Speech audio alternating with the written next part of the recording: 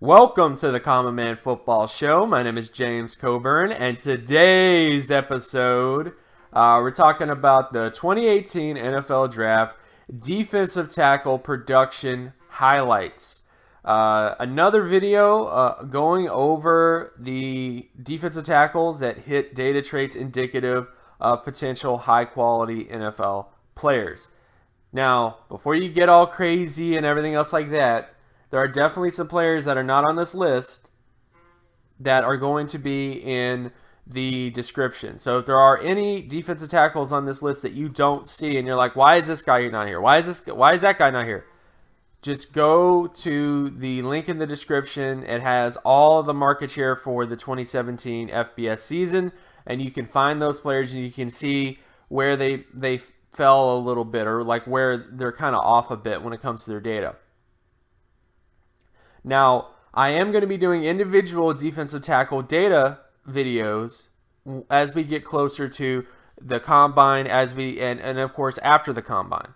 So there are the players that may not be on this list. I'm going to be doing a video on them. Guys like Taven Bryan, guys like Maurice Hurst. I'm going to be doing videos on those guys, but I'm going to hold off on that until we get a clearer picture in terms, data wise.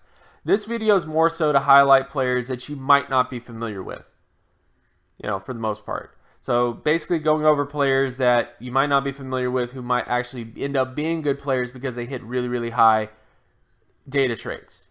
So all the defensive tackles that you're like, why is he not here? Why is he not here? They might still end up being very good NFL players, or at least starters, but they just didn't quite hit all the high quality defensive tackle traits indicative of a high-quality defensive tackle. Now, of course, there are differences. Nose tackles typically have different production traits than 3-4 DNs. For example, nose tackles typically don't have very high sack or TFL market share, but they do have really high solo tackle market share. So there's definitely some nuances here that I'm not going to focus on in this video for the most part because it would just kind of take a little bit too long. But I really wanted to do this video to emphasize all the things we're talking about. Now, just to get this other thing out of the way, market share data. So if you're new to the channel and you don't know what market share data is, all market share data is at the defensive position is you take an individual defensive statistic and you divide it by the team total statistic. So for example, you take, say a defensive tackle had 10 sacks on a team that had 40 sacks. Then that defensive tackle had 25% sack market share, which is really high, especially for a defensive tackle. Like normally, defensive tackle that they don't even do that. Most of the time, defensive tackles get 5 sacks on 40 on a 40 sack team. So it's very rare for a defensive tackle to get 10 sacks. However, that just gives you perspective on what that is in terms of that. Now, in terms of what they mean in context, solo tackle market share, just a defensive tackle position specifically, deals with that player's ability to find the ball and make plays on the ball. If you are a defensive tackle who is not very instinctive, who isn't flowing to the football, you're probably not going to have a lot of solo tackles. Sorry.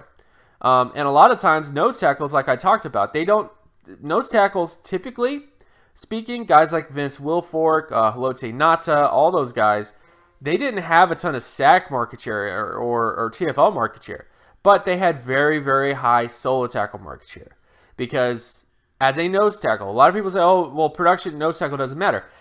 It absolutely does matter. If you're talking high quality NFL nose tackles, if that's what we're talking about, those guys have very high solo tackle market share because they're able to find the ball, they're able to flow to the football and make plays on the football when they have to.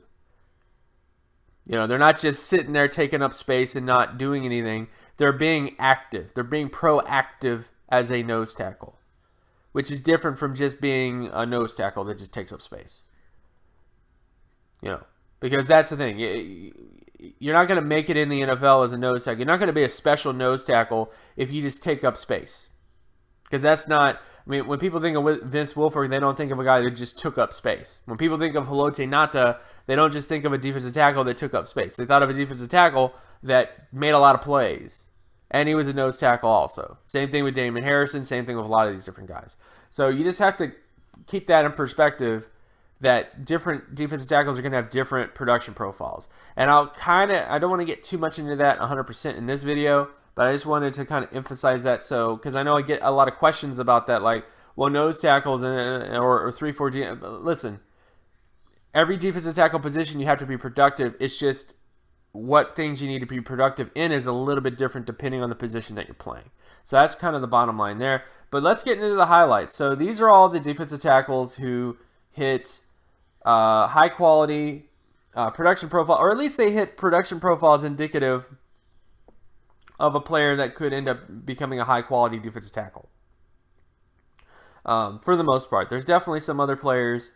As we get closer to the draft, a lot of things are going to be a little bit more specific and more percentile based. But this is just to kind of highlight the guys who stuck out the most in the data, and also guys to kind of highlight that you may not be familiar with.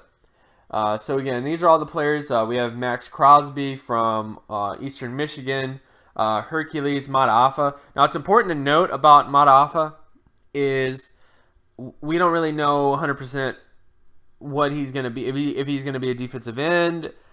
He kind of reminds me of like a miniature version of Solomon Thomas. I mean, that's kind of what he looks like to me on film.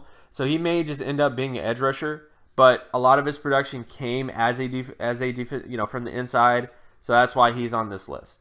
Then of course you have Ed Oliver. He's a sophomore though, but I just want to emphasize him because he's been crazy productive for the last 2 seasons. I just want to get his name out there and remind you guys that Ed Oliver is legit.